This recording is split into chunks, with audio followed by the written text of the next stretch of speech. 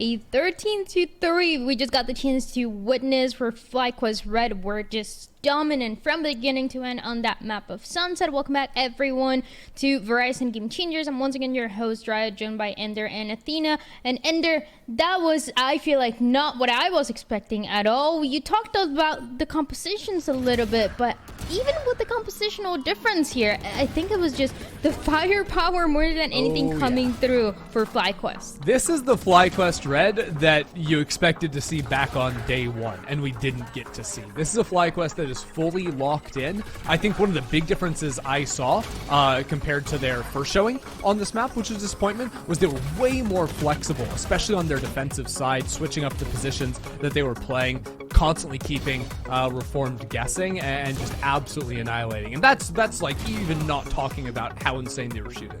Yeah, and just to add on to that, it was a mixture of the reactive breach util that we've been talking about, as well as all the information that they were able to get. They were not afraid to over-rotate in instances or use their util to get so much information, so much map control to just be able on their defense side to hold it down. And of course, players like Starbound just holding down sides as well, anchoring on that B site was also a really big plus for them.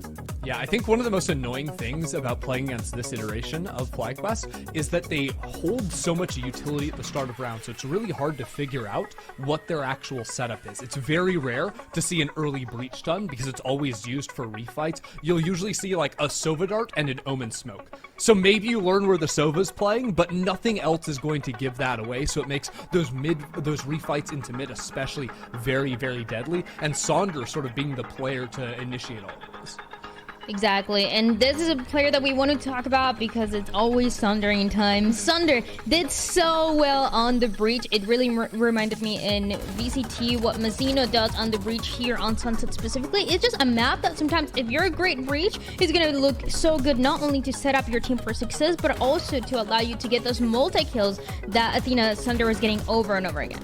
Yeah, I mean, peeking into mid and getting these crazy taps is one thing, but also being able to fully support your team from almost the other side of the map in a pure reactive manner, holding onto your util like Ender's saying and using it in critical pivotal moments was what made it work for Sonder. And of course, look at these stats, Ender. I mean, this is insane. Those some clean numbers. 333 ACS, 3.3 KDA. It doesn't get any better than that.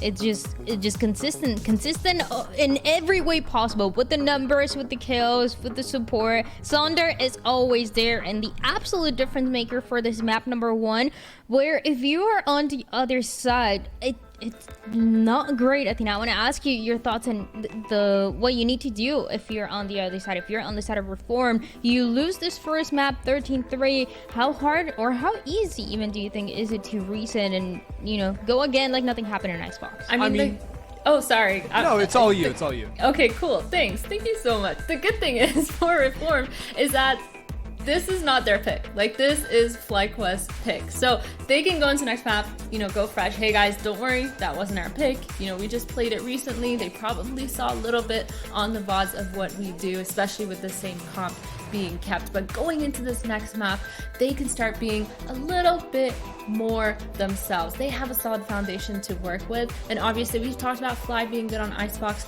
but RF definitely brings the same heat packing in this Icebox map. That's what I was gonna say. Oh, I'm so sorry. You're good. Yo, I'll take it back right now if you want. Like, yeah. Let me just repeat every single thing you said. No, I think I appreciate some cope for Reformed, and I think, you know, Icebox will be better for them. But I'd also say FlyQuest have a big advantage heading into this map, and that's that I don't think they showed anything yesterday, really, versus, like, in terms of, like, macro strategies, because I'm not joking when I say FlyQuest hit the A site on their attacking side every single round as 5 players on their attacking side. So all Reformed know is what the util patterns are and the post-plant setups are for FlyQuest on the A side of the map, and if FlyQuest just come out of the gate when on their attack and start going B, Reformed are out of prep instantly. Yeah, I mean, oh, I'm so sorry. I was just going to add on to that point because now that we've established that Fly has traumatized Ender, literal trauma, I think the thing too for me that makes it a lot bigger than it is that we saw in terms of raw firepower kind of an absolute demolish. We saw 4Ks, 3Ks happening almost every single round for Fly, multi-kills on multi-kills. This is a huge playground on Icebox to just push and get those aggressive peaks and to get those 1v1s and kind of be put in those scenarios more often than on other maps in the map pool. So for Fly, I mean, they're gonna feel pretty hot, especially with that momentum coming into this. So I don't know, for Reformed, maybe that's what they want. Maybe they want more of a Puggy style to kind of get into this. Maybe they want to just take those pure 1v1s, no breach util, no Sova dart behind them. I don't know. We'll see how it goes though. There's always some teams that like to rely on that, right? The firepower, just going in, getting a couple kills, and with that, getting that momentum back that it seems like Reform could not get at all on that first map. But I do want to ask you, Ender, because we're talking about this and how what went down between FlyQuest and Teddy Tactics yesterday. If you had this second chance today and you're on the side of Reform, you're coaching Reform, what do you tell them to do to make sure that they can get this win and they can stay on this game? Because again, it's elimination. There's big stakes coming through. Well, I think just in terms of the A site, one of the things that FlyQuest do is they invest tons of utility at round start. So we're talking darts, KJ mollies, Viper mollies, Gecko mosh, all to shut down any form of early A aggression. So your Jet player can't go on rope and go belt or go pipes and look for pick. It's just not possible because all of FlyQuest's early attack half conditioning is they're just going to unload utility on that site. So I would rather play more stall agents over towards A. So think like your Killjoy, your Sage, and play deeper on the site to fight around that area. One thing that started going well for us was we started fighting through our Viper wall on the A site and sort of trying to catch timings as FlyQuest were scaling up where we could get more aggressive and fight into them so we weren't just getting overwhelmed with utility on the back site. But you can't do it at the start of rounds, otherwise you will literally just die to mollies. I can keep going. Oh, yeah. No, sorry. Just give me a sec, because I'm busy just taking... I got my glasses on, like, I'm taking all the counter strat notes down. No, but seriously, I completely agree with you. I feel like those executes, one, they didn't show that much, but it does show a lot when it comes to the tempo of FlyQuest potentially trying to bring into this game. And the thing that Reformed can actually do in order to kind of set the scales and kind of tip the scales into their way is to slow them down and force FlyQuest to play at their speed with a lot of stall, with a lot of util, exactly what you were talking about, Ender. So maybe they can kind of get the game started on their level and kind of on how they want FlyQuest to play. And again, this is their map pick. We don't know if they're cooking up something. Genuinely, just what concerns me is I think FlyQuest are actually going to play a very different style in this game and not just run it with the AXX. So, you know, guys, I'm also taking notes, by the way. So just in case I ever, I join a team or something, I know who to reach out to. I got Ender on the coaching. I got Athena on the IGLing. I feel pretty good with everything that I'm learning right now. This is looking great. But once again, just to bring it back for Reform, it's a 13-3, and I feel like we talked about it a little bit on this map of Icebox, but for a 13-3 to happen in this map, number one, going into this Icebox, I think it's easier from what I heard from players, from what I heard from you, Athena, that it's easier to make that reset and make it happen. But it's also a map that you can only do so much. There's a limit onto the creativity that you can do, the plays that you can do, especially if they get red right from the beginning. So are we going to see a drastic change? What are your predictions for this match? Is it going to be a 2-0? Because in the past, it's been 2-0 for one side or the other. I have to say, after my experience, it's a 2-0 for FlyQuest. Okay. This map was looking good for them. So taking notes of that? Trauma dumping. And one of the things that I think they might try to abuse a little bit is the comp that Mesos are playing. They're not playing a Sova, so they're playing a Gecko as a solo initiator slot, which I don't think is super powerful because there's nothing to really combo with to make Dizzy really annoying to break. You don't have like a dart landing for a scan as it's going in. I also think it makes it really hard for Mesos to clear away op angles because they don't have a Sova drone to be able to do that, and that's something that FlyQuest are going to be able to take advantage of. and we're gonna see what is gonna happen. It seems like we're just there for the agent select, which again should not be any surprise. Most of the teams that had played it pretty recently, one of them playing it yesterday as well, and it's all gonna depend on Athena on how those rounds and how the momentum can even go towards the beginning. Athena, what was your prediction for this one? Honestly, I thought it was gonna be a lot closer. My initial prediction was 2-1 for FlyQuest.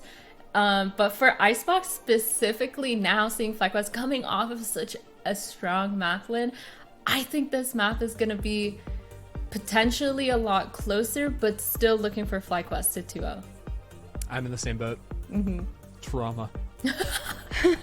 Again, just trauma dump all day. It's tough.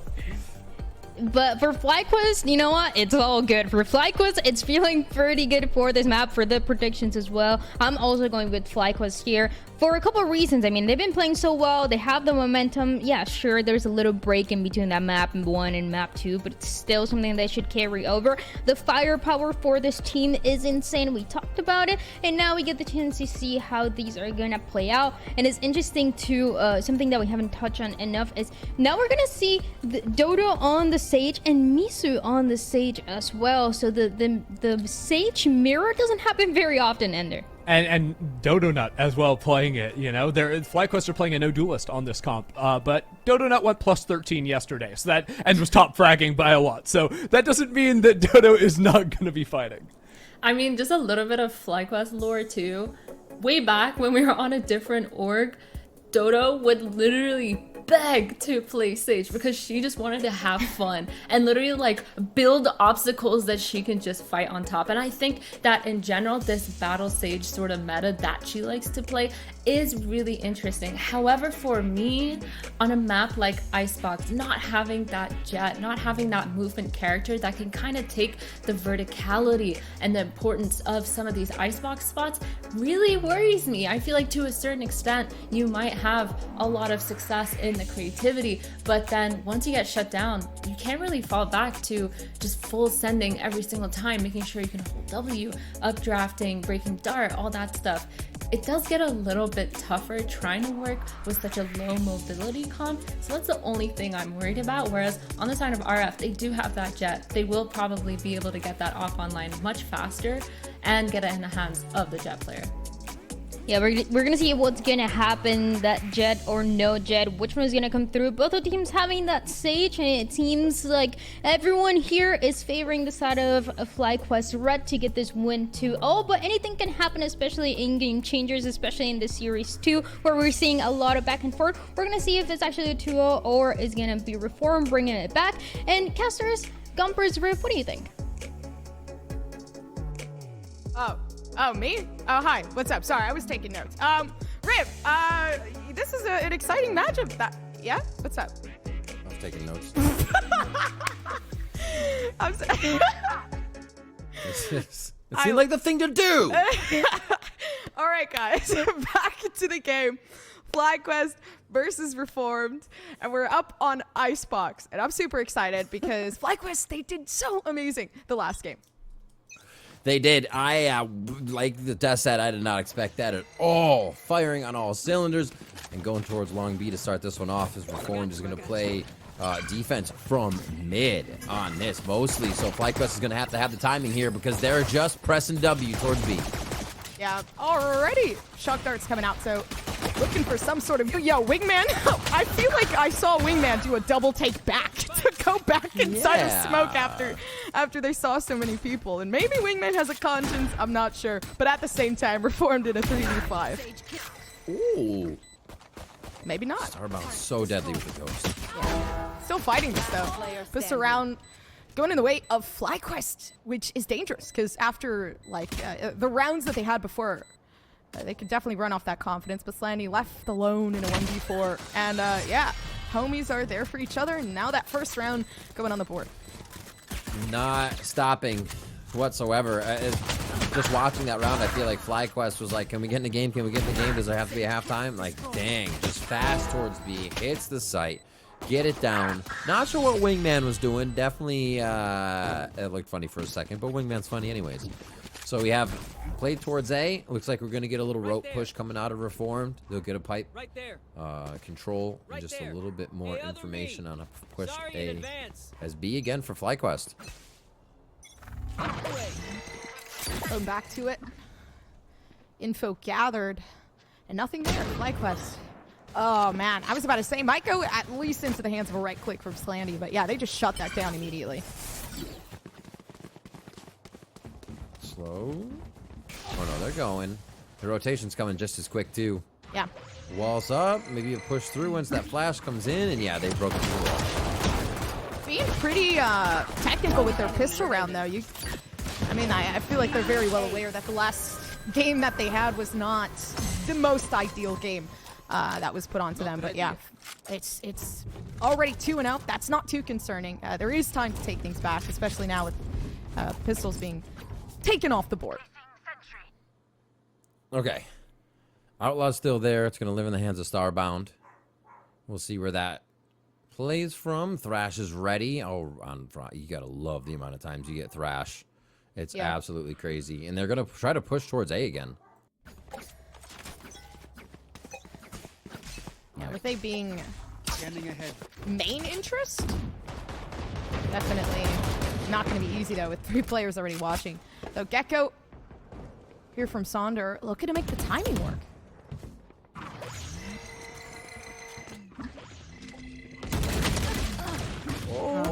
Oh my gosh, just jumping around. Kazler trades, though. They're going to be okay 1-for-1, but that low bike here could hurt FlyQuest on the way in. Oh, but behind wall, Misu's kind of just standing there. The Donut saw the barrel of the gun as they turned around. So Reformed, again, giving away some of these weapons into the hands of Blaze. Just fighting this off. They know somebody's down below. The Donut managing to find a pretty decent shot, but still down in this 2v2 possibility there. The Judge looking for some damage, so 35 health left. Then the switch up there coming through from Lace. Huge win and deja vu, if I recall. Another round fly. Bonus again. It seems like they have no trouble getting through these rounds. Giving themselves incredible momentum to the series again to start off here. Just the way that Thrash clears, you can't... this early, you already get a Thrash to clear a site. We've talked about it before. Having Gecko's Thrash for A, it just basically can go around in circles and clear everything low, C high, giving the site to FlyQuest. They go in unstoppable at that point. So back to Sheriffs for Reformed. Ores and orb emitting. Toxins going up. And they kind of fake it. So yeah, just a dizzy to see if there's any push towards long as we go back towards A here. Oh, not good. Happens. Position gone, but it's okay. They find something else to go for, and maybe finding some sort of potential into this anti-eco for this team. Donut kind of just working with the flow. Everybody else on the side of Reformed looking to pick off some of these flags. Kazler just runs it down backside while everybody else gets taken down. So yeah, still stuck in a weird spot here with Reformed.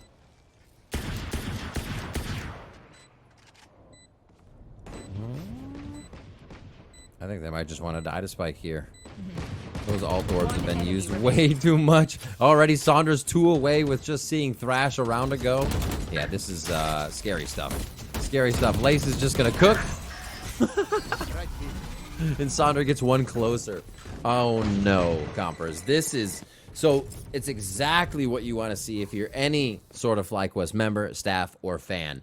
Pushing on into the Final Four here, this is the kind of showing that you want. You want to be playing so hard that your opponents are calling their timeouts, they're questioning their strats, and they're hardly getting any rounds to start, because that, to not let the opponents off the ground in the beginning of each game, really just takes the rug out from under them. So we get the op from Millie already as this timeout comes through too. Saving grace, it could be if they have the right spot to put that operator. I think they could get some easy shots moving up on A, right? Just because the Donut really likes to kind of swing that angle up top. But, I mean, it really just is dependent on where FlyQuest wants to hit. I think they're so... It's hard to read them.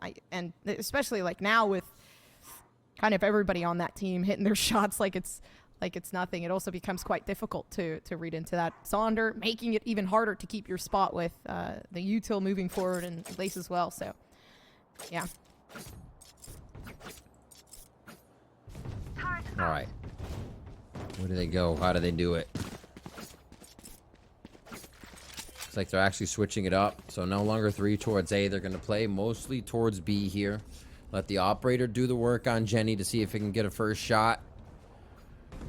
A lot of pressure this round on Millie here to start things off for the side of Reformed. Get a little bit of help. They're going to go for Orb. Actually going to get out right away. Doesn't even get a chance to get it. Ooh. Tries to time it off the Dizzy, but pushed off the first line, and they know an op is active for Reformed. Yeah, Dizzy picked up, though, from Sonder, so 8 seconds left until the potential to use that again is there. And they know quite possibly that the op might be here, so only thing left to do is really just wait and see. Yeah, Dizzy moved up, and now the drone again coming in, and this is perfect. They've just pushed back Millie like it's nothing. Yeah, Dizzy into drone into another Thrash coming out. Second one in as little as 5 rounds. And they're able to pick that back up again right after plant. Dizzy plant, Thrash pickup, 10 seconds, and he's ready to go again. Timing onto Thea in mid. Good from Reformed. Yeah, and a potential huge takeaway from this team. They kind of just redirected some of that attention going towards flank. So 2 players watching flank, 2 players left on site, but a 4-player advantage here when it comes down to whatever's going on here on the site. Thrash already making its way to try to detect somebody, but 2 players defending, and it gets even harder. Nothing that they can take away from this moment other than the donut sitting up top, and a slight takeaway there, and managing to find one and finding another as well. The flash assisting them in their movement, and you just need 2 on site. Who cares who's watching the flank? Because there it is, Slandy saving the op and everybody else down. Just out. Oh, keeps them. All right, op goes down. They do not get it. It was actually hard to get out. They didn't know how many people were going to push out screen or where FlyQuest was going. FlyQuest, honestly, the way they played that, I mean, I guess the way that Dodo played that made it look like a jungle gym. Just up, down, all around. Dropping down here, get another one, mid-air, sweep, little Batman move, no worries. And then they go down with the spike, but Ultra coming back up again. Now they have res. They can play a little more aggressive towards this. And we rinse and repeat. I think it was now on our last map that we got a Thrifty. We got a Misu Thrifty clutch, and then we got another Misu clutch that gave Reformed their first rounds. That's painful. Combining a bit of util there. And now, it's going to be a lot harder to grab this Thrifty. Armor's gone on 1. They do get the re-heal. But it's going to be Reformed on an adventure to get this first blood. Yeah, such a good cancel to getting Orb too. And then also just knowing that if they wanted to gather some space up front, they knew that there was going to be at least some sort of decay or damage going through from that, so they could win any fight. I'm going from there, but well, yeah, set up. Nobody can fly past that. I know a lot of sheriffs are on the other side.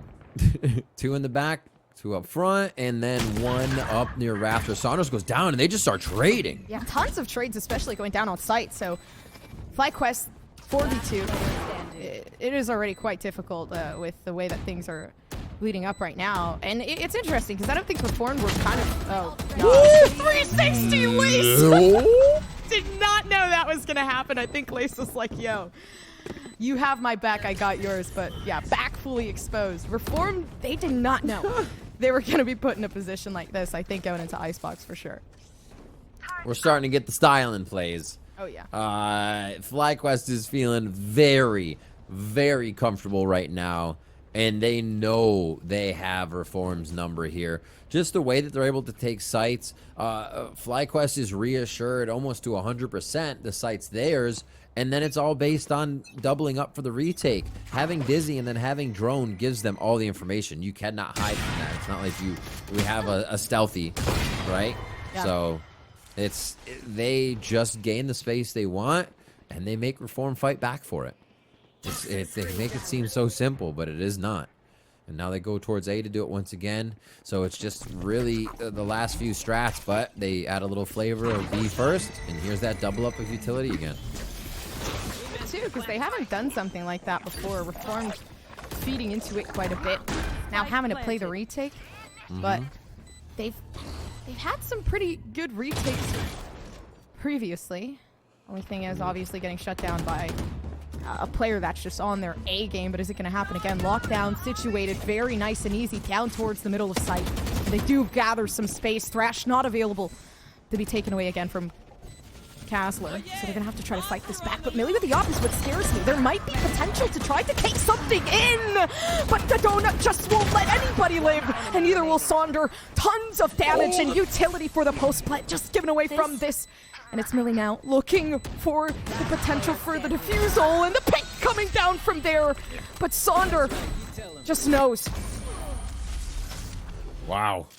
Wow, and they go down with it. Look at them all. Before we even get new cash on the board, they all have some 7,000. So, not worried about going down, not worried about putting themselves in a firefight that makes it even harder for Reformed to get the spike. And Reformed are reaching into their pockets here. They're trying to get as much as they can onto the board, maybe one. And there's the second time out, Dumpers. Like, they're coming in fast. Yeah, they are. And the utility, you said, the post plants here, once they... So, again, they clear the site. They almost have 100% clear because you either are shooting a drone and then facing the opponents, or getting droned and then dizzy and you're running backwards hoping you remember the map. And after the plant, you have lineups like that. You have Starbound's utility, plus Laces firing shock darts over. If you haven't used Stay as one Snakebite that's still there, you get another Snakebite. Mosh comes out like good luck once FlyQuest get their hands on the site. Oh, gosh. And that they have done way too many times. I think for Reformed, like, it becomes a testament of fear at this point. Obviously, coming from a pretty drastic loss, the game before, it does seem like a lot of the time they aren't necessarily pushing up to kind of either gather early information, fight for mid control. And there isn't any map control, to be completely blunt with you. It feels like they're just fighting for sight, and then once that can't really go their way, they give it up and they play for the retake. But it's not working. Yeah, it's let's see what they're doing this round, right? Are they gonna let's play reactive off of FlyQuest? And that usually with the firepower that we see from Reform, as two go down, you get that. You get those trades. Ooh. Yeah, trades coming in pretty easy. Oh, there it is for Reform. But this is what they needed. Some sort of turnaround. Maybe even the confidence to wide swing, but of course 3 players just waiting there. Now finally Wingman gets the plant. Spike planted. And that's so easy too. Just being able to Wingman plant, get it down. Gecko's changed so much about the post plant, and FlyQuest seems to love the positioning they're allowed. Riv starting us off with the Guardian. That's a good shot, but one above on Thea.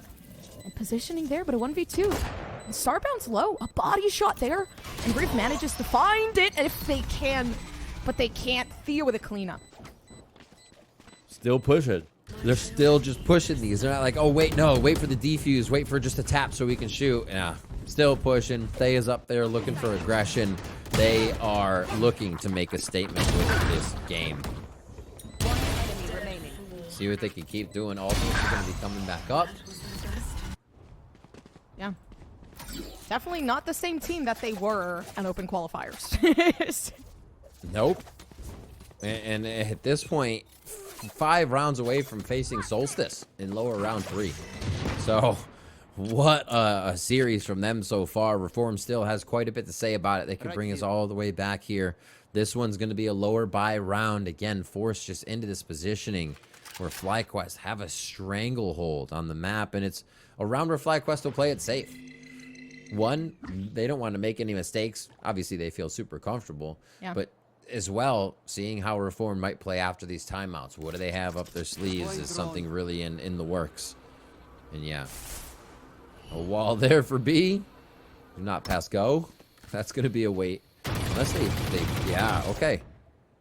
This is something we didn't see from Reformed on Sunset. And I know we just saw FlyQuest destroying a wall, but it's messing with the utility. Making people worry about a situation that they once felt safe is now something they have to check. Ooh. There's no safety, though, when Millie has Blade Storm, I guess. Did he go around that? Okay. I mean, should have put them at a disadvantage. Definitely put them over the top. Now taking out Starbound. So post-plant positioning cannot come too easy. And a Vandal picked up. Actually, no, a Marshall picked up, my apologies, but Millie doesn't need it because they're better when it comes down to the Blade Storm finally putting themselves on the board for RF. It was one of the first rounds we actually saw RF maybe coming up with first blood there. Being able to convert, take it, and follow through. Huge round for Millie. We saw the Guardian tag from the round just before up on Belt. That was clean. Brings it into the Blade Storm this round. Starting to find a bit of a groove. Never too late. Always get a few rounds here. And they answer back very nicely. Slandy being sneaky. Even without being able to grab that weapon that falls all the way to the ground. You're like, wait, where'd they go? The situation is not good. All right, 4 ults for FlyQuest. Misu and Slandy holding 2. Pretty good ults. Looks like they get the wall up on B again. Well, sometimes we see when teams play the Sage, whether defense A or B, they put the wall mid, deeper mid. Not too often we see this wall going B for an early one, just to get an idea of where FlyQuest might be. And you see that Thea already starts to toy with that defense. Wide swing now. Ooh. Millie's feeling it right now. I am going to be honest. Like, Yeah. the amount of peaks. Yeah. I think that's what's kind of carried them over the top for that anti-eco. But yeah, the Donut setting up the same wall that they had prior, but they were expecting that. Did shoot it down. Now looking for the fights to commence. Thrash making its way down towards the back of sight, and finally one sought out, but the Huntress Fury finding where Millie is and pushing them into a position that won't allow them to fight for anything more, though. 3v4 and player advantage finally into the hands of RF. Chaos chipped away at FlyQuest HP bars in this fight. One enemy remaining. Okay. Oh my. Riv not letting it go. Yeah, the Donut can't really fight back on this with 1 health unless the heal comes through, but they're not going to wait for it. Actually, they will. 30 seconds left. Giving themselves at least another opportunity, but not waiting for it fully as Misu. And they get it, finally. For RF, this might be the turning point. These last few rounds, are we going to get the same first half? Coming through. Reform shaking off the cobwebs towards the end of the round here, able to find those first frags that start to throw FlyQuest off guard. You kind of said it earlier, is that Reforms, they're not being aggressive. They're not getting the early info. They can't really read what's happening on the play unless they make their way to the site and make it happen. One of the ways they have been is putting that wall up B to at least get an idea of it only being 2 available lanes in mid and A, so they can kind of put their forces in one spot. It's helped a few rounds.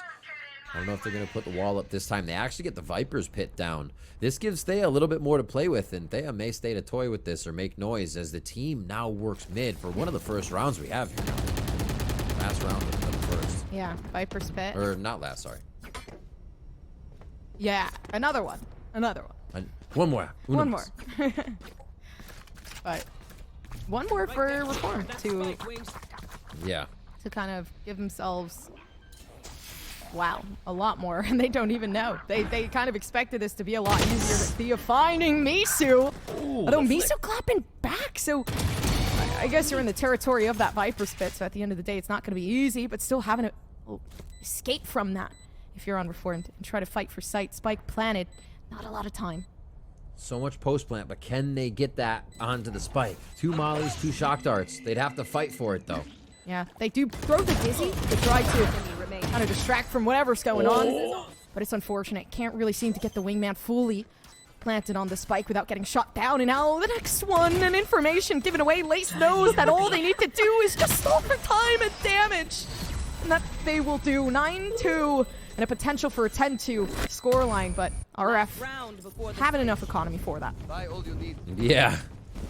Good thing the shots came through. The post plant mollies were a bit short there. I think it actually hit a weird spot on the crater. A little crate.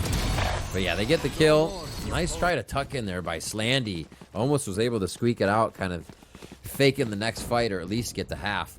So now 9-2. Will we get the 10-2, or can Reform find one more? The lockdown's ready. Rez is ready. Will they go aggressive for an orb to try and get a little bit more? And Millie's going to say yes. Ooh, that they will. RF. Oh, here, Millie. I thought they were going to be able to pull through with more, because once they start feeling it, they can't really stop rolling with it. But Resurrection readily available. Can't seem to collect Millie up, though. Just back to this A strat again. They hover towards that right side. Nobody messes with the left side of 410 until FlyQuest have full control of the site. It's going to be the Viper's pit that controls it this time, but they got to gain Spike again. Yeah, especially with Spike now kind of being picked up. Assessing the situation from Fly. They have backed up. What can they do? I mean, detained there. Yeah, Smoke's now coming down and kind of contemplating on the move, but they know nobody's rotated out of the way. Slandy, tons of information kind of settled down in mid. And slow push forward. Misu with the heal waiting along to try to see if they can take out Thea, but the silence is deafening. Maybe not. Slowly peeking over. And there's the first. Misu initiating a fight that might not go in the way of FlyQuest, but at the same time, tons and tons of information and util settle down there. So close, touch and go on some of these fights right now. Oh, the jump res, alley-oop, Kazler's up. Now the 3v3. Still having a bit of an advantage, though.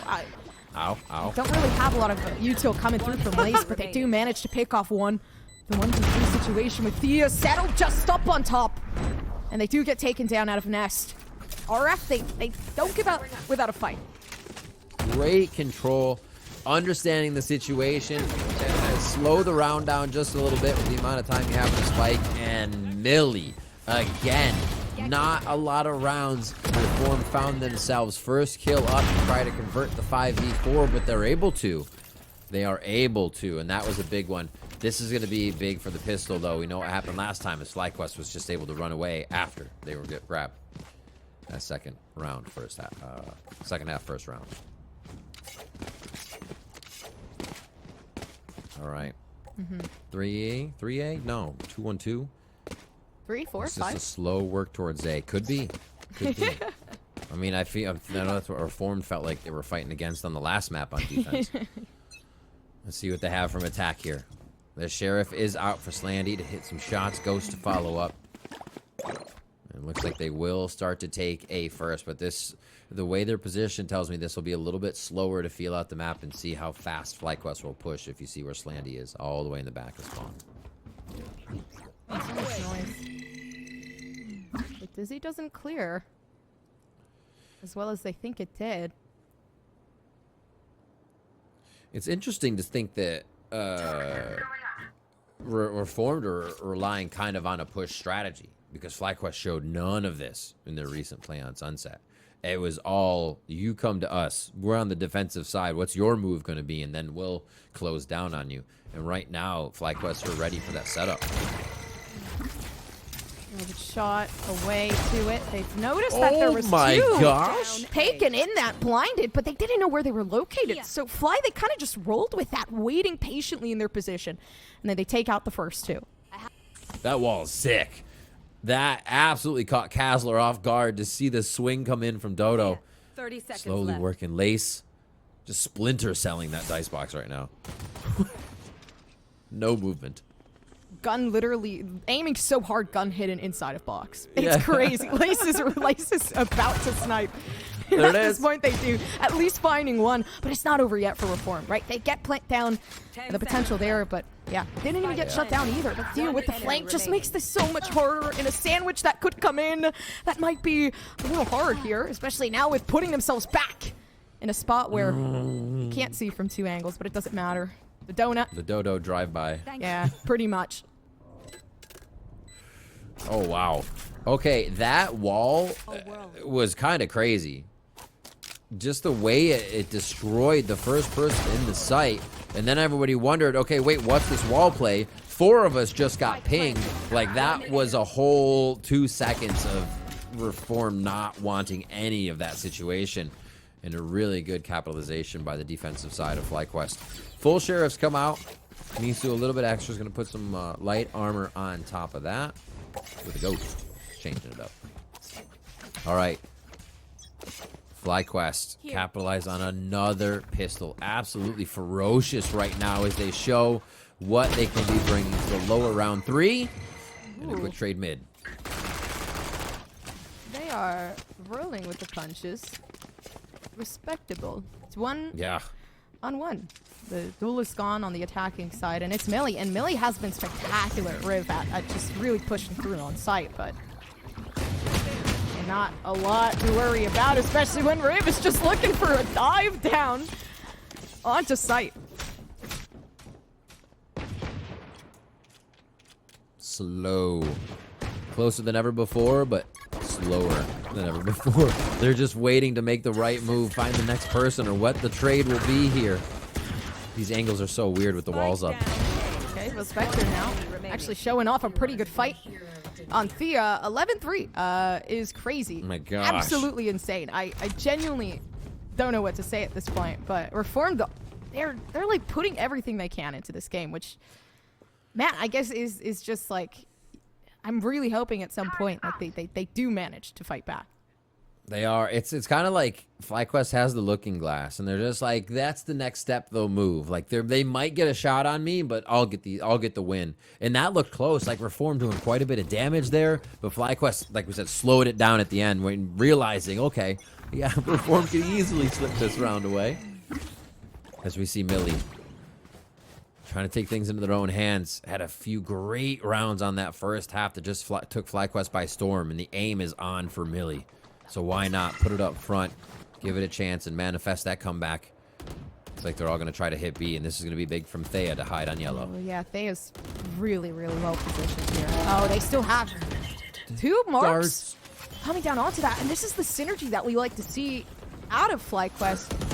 What now can come through from Reform? They do have 2 Vandals still settled down, and I know Misu can do it, but unfortunately, doesn't seem like the time. Gosh, headshots all over through the walls here. You just see the chip damage that Reform's forced to work with. And now Misu, 50 HP, 7 in the mag. It's going to be a quick reload, and now they just get closed down on. Yeah, FlyQuest are going to look to get on game point here unless we see a miracle coming in. Miracle's going to be hard. The jump peak's already kind of formulating there, but yeah, match point, settle down on Fly, and potential for, yeah, Deja Vu to kind of hit. Wow. It's incredible that they're able to keep this pace of play, this consistency of utility usage. I think Athena said it on the desk, is very, very good reactive utility usage, and that was for Breach on Sunset. And for Breach to have reactive utility usage, it's kind of happening in the moment. And by that, I mean, like, as the strat is first starting, because it takes time to set Breach up. Here, you're getting Sova darts at the perfect moment, pinging 4, pinging 2 every round. The reactive util is just silly. That's awesome, too, because I remember Athena talking in the beginning. Donut just wants to have fun with their walls. They want to enjoy the game, you know, playing Sage. And that's exactly what the Donut gets. But Kazler is not having it.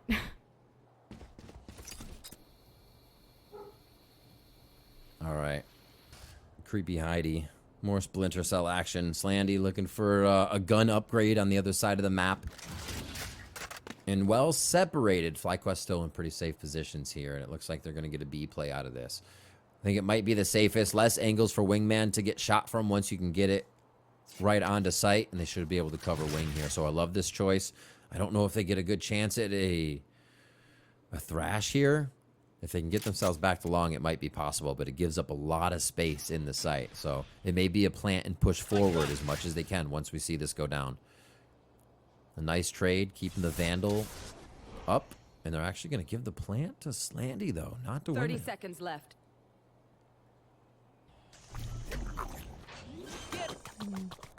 Oh, Wingman check. Okay. 100% safe. 100% safe is the way they're playing it. Do they push, though? Nah. They're going to play basic defense on Spike and behind yellow. Here we go. The Wingman was a good call, but nobody was there to kind of witness that. Thrash moving back in perfect position just for Slaney to wait. 1 enemy remaining. For whoever's on the outskirts, but of course leaving this to a 1v2 has to pick off the fight. They didn't see the leg peeking through. And Slandy takes it, reformed. They're not done just yet. Not done yet. That was really well played by Reform. Absolutely. Like, the pressure is on the most it could ever be. That's the last one. This is the lowers.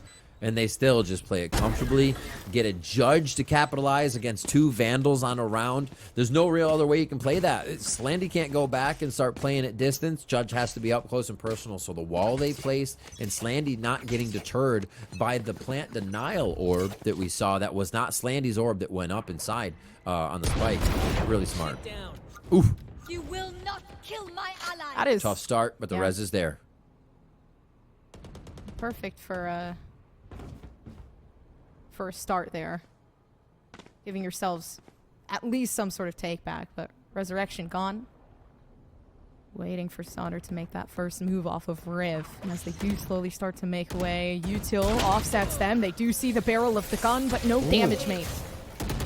A little head punch there, or aim punch as they came around for the shot. Wingman trudging through the slow as they get themselves to Maze. RF is huddled here, and the play could come from Slandy on the other side if they do not see him. Big shots, though, already made.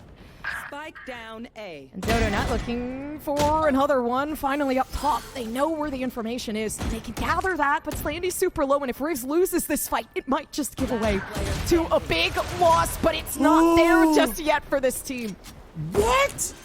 Winning their fights on all fronts? Now is the time they do it? They just needed the pressure, like from before. Those are the fights they were not winning before. These 1v1s, these simple trades, the hits.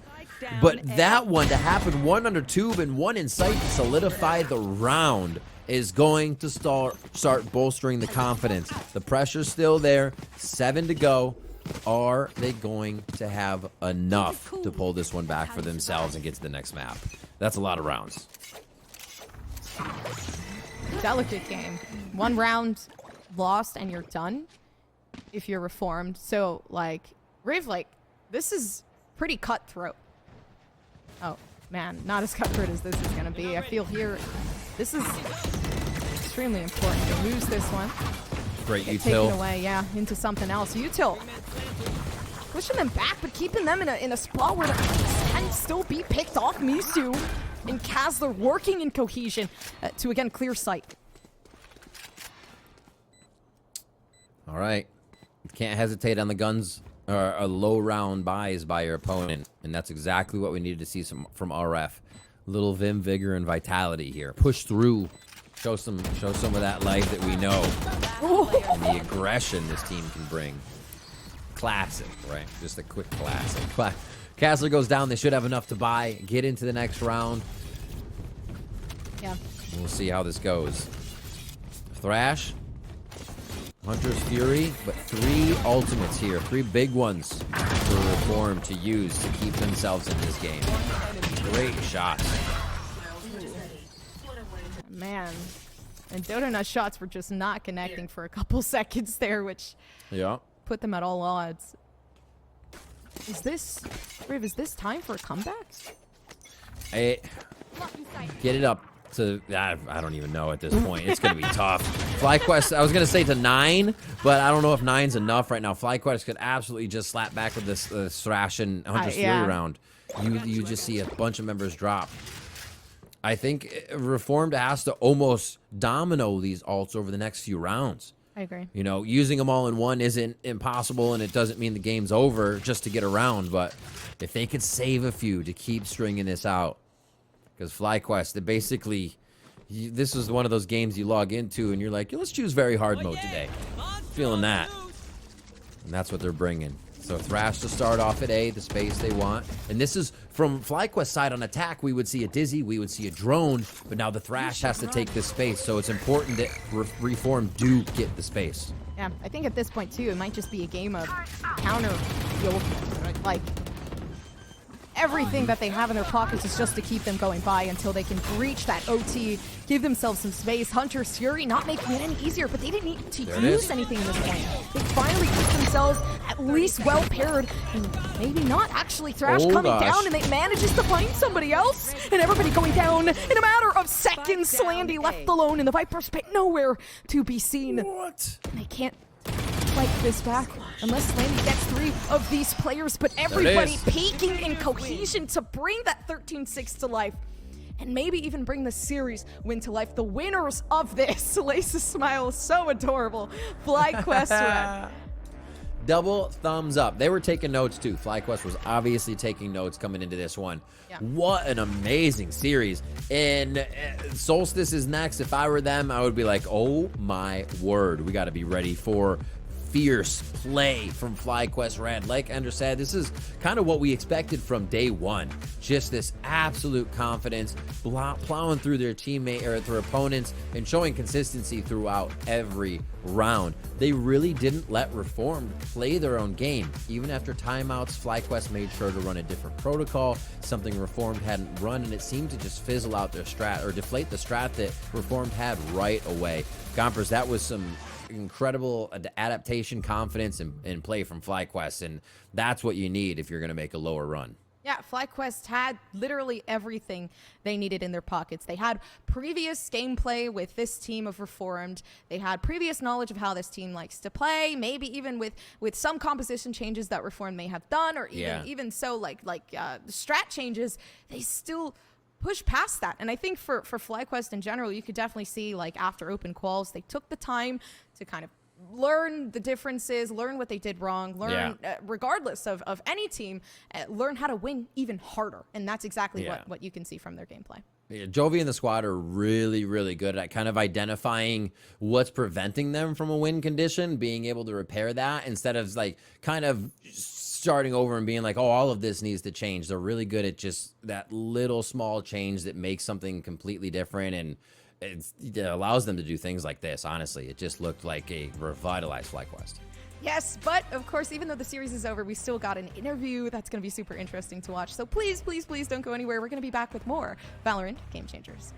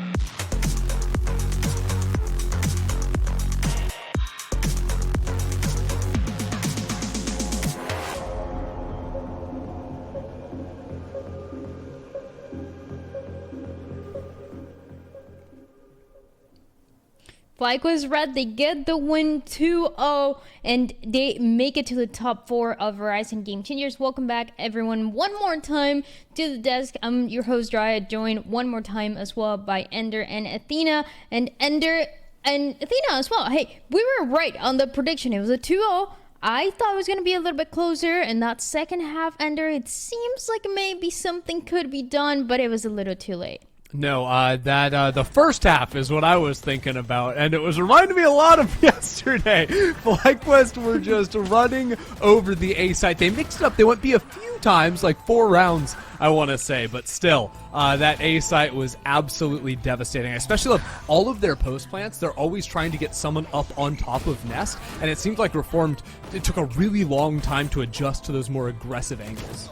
Yeah, I feel like FlyQuest really put the work into the quote of if it's not broke, don't fix it, because they just kept doing the same. I don't know, it looked broken to me.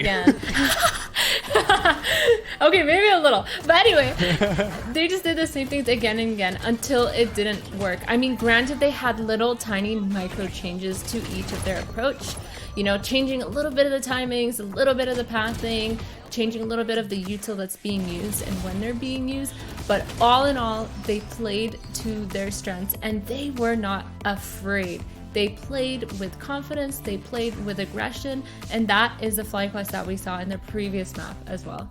FlyQuest looked so comfortable throughout this first and second map that we got the chance to see. Even when it was a couple rounds just going the way of Reform, it was never a point of concern. It seems, and as you guys were saying, a couple things that looked different, but it was still a FlyQuest that knew how to play their own game, which I feel like it's always a massive topic of conversation for these teams in Game Changers, and they're being able to play your own game and making sure that the other team is not controlling the pace. Yeah, I mean, FlyQuest seem very at home on this map of Icebox, and I think in particular, I've got to shout out Dodonut. I obviously, like, a lot of those post plants are sort of built behind the sage walls that are being put down and switching up where those are going to be, whether it's like the deeper one towards screens in an A post or more shallow on the right side of Nest. But also, I saw on defense, there was a really cool defensive wall that they were putting down, a vertical wall outside of the A site. That I thought was really, really interesting and I haven't seen before. So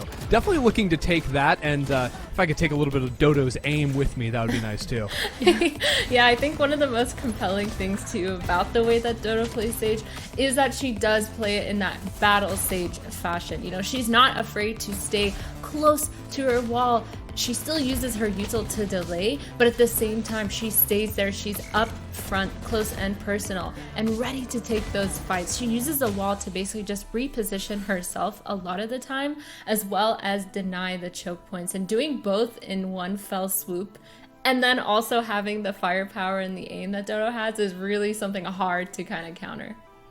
I feel like we got the best story here, because right at the beginning of this map, Athena, you were like, oh yeah, Dodo always said she wanted to play this Sage, wanted to play aggressive, wanted to play this style, and we actually got to see it in action where Dodo was looking so comfortable throughout this map. Icebox with a couple different things, a couple different walls, but more than anything, that firepower, that is always what makes her Dodo.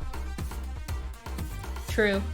My bad, Dodo. I should have let you play Sage earlier. That was my bad. Like, no, I think the execution was flawless. I think obviously playing around the team as well, having all this util to kind of support and back her up and kind of enable her to play in those positions without being too worried is also obviously a big teamwork plus. So I think overall, team played great. Reformed, they also had a really good showing. They had a few rounds where it was really close. You know, aim-wise, they're up there. Teamwork-wise, they're up there. I felt like it was just a matter of trying their hardest to kind of counter their comp and get out of that low momentum from the last game. And it's that win that it's a series in general that went really, really fast. But now it's time for the Verizon post-match interview, and we have Sunder with us to talk about what it was this match and also making it to the top 4. Sunder, congratulations on this win. And the first thing I wanna, let's go. The first thing I want to ask you here is obviously not the first time that you play Reform. It happened before. It happened actually pretty recently, but it didn't really go your way last time. So what changed to make sure that this time it went your way and it's such a dominant fashion too? I think my team just hates seeding matches, so yeah, that's all I gotta say. My team just hates seeding matches. But when it comes to like the real thing and like our life is on the line, then like we're actually playing. Yeah, when it's those matches that are under pressure. This one was an elimination match and is going to continue to be. But I also want to ask you about something that I've noticed from the teams in Game Changers so far in this second series. We've seen a lot of teams running with very creative compositions. We've seen other teams running a lot of the Clove compositions that we've never seen before. But your team is staying with the standard pretty much for everything. So where do you find the balance and where do you bring the creativity, for example, for something slightly different like a Sage and Icebox? I will say a lot of like the different comps, it's like a lot of gimmicks, and when you like find out about those gimmicks, it's really like counterable. So I think we just have to keep our foundations good, and like we would be able to run the standard comp, and we can have funny comps, but that's for the future. I like that. I feel like it makes sense. You're, for example, such a flexible player. We've known you from the beginning from playing a duelist. Now you're playing a bunch of different initiators. So I feel like I maybe see. I don't know. I hope so. I hope so for sure. But I want to ask you as well for.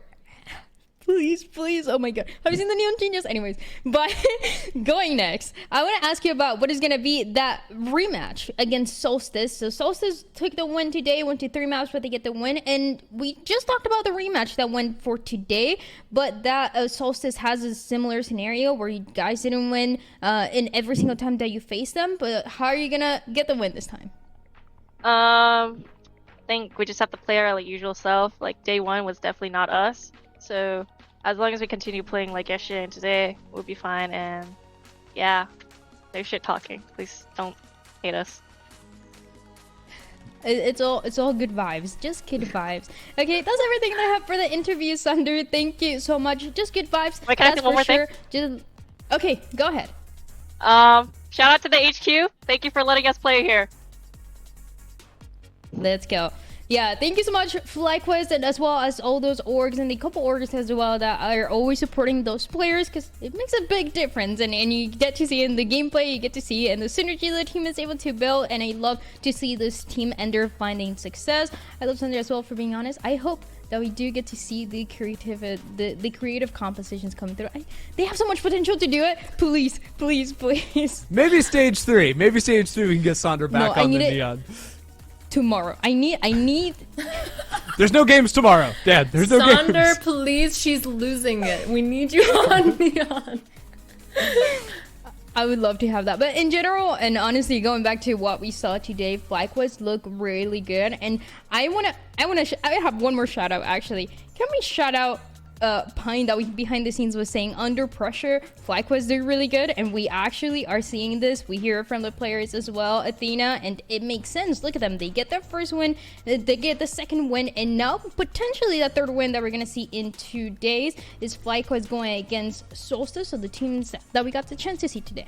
True. I mean, losing that first match is always going to be a wake-up call, and so now that they're in these high-pressure situations, they are going to be pushing through. And there's always a saying where you say you always learn a lot more from your losses than your wins. And Fly losing to Sol, that's just gonna put more fire under them to kind of win and come back and make sure they fully understand the mistakes and what they've gone through. And if I know anything about both these teams is that they're gonna work super hard. So for that lower bracket game, it's gonna be a real banger.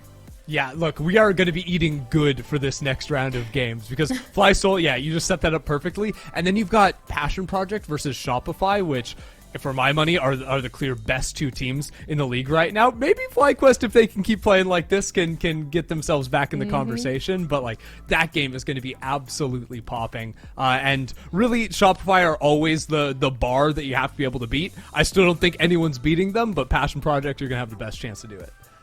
I just gotta say, FlyQuest, we're so back. We are so back. FlyQuest, this is the FlyQuest that I know. This is the individual players that I've known for so long, and I see them find them success. Honestly, I know that first match that we're gonna have, the upper bracket, is gonna be probably the most intense. But for FlyQuest, once they're under pressure, once they're in situations like this one, and Sandra even said it, when it's time to get serious in the main event, they're gonna get serious in there. So I don't know what it's gonna look like, but they have at least one day to review everything, to reset, and to go again. That they do, but do they have a counter for the Solstice tech pause strat? Because Solstice looked crazy after the tech pause. They won 22 out of 27 in the next rounds. What? Yeah, I was literally just going to say Solstice. Both teams looked phenomenal today. I think Solstice, they gave away a lot more rounds than Fly did, but aim-wise, firepower-wise, teamwork-wise, it felt like both teams have a solid, fundamental understanding of their own playstyle and how they want to play going into it. So I really think tomorrow will go down to the battle of wits and see who's going to be able to outplay each other and use util in all the correct ways, get the correct timings, get the read clears on, get the retakes on. It's going to be such a good match.